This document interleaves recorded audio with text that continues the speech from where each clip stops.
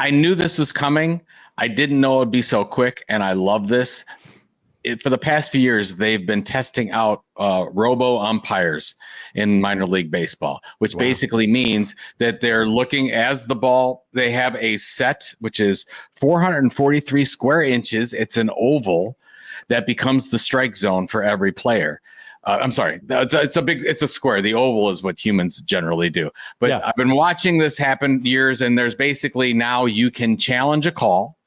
And immediately the umpire that's standing there will go up, check, and then you can, you could say yes, whatever. You get a couple challenges a game, and it's been working really well in the minor leagues. And now they're going to test it out in spring training in the major leagues.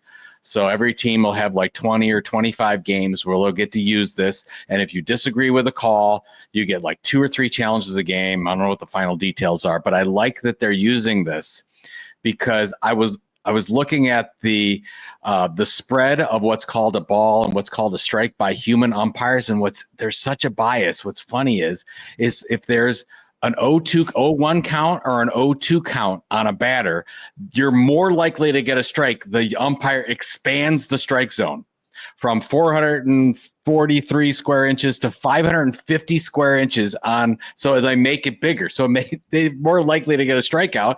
And if it's a 3-0 count in the batter's favor, the strike zone gets smaller. Well, these are things that are easily fixable.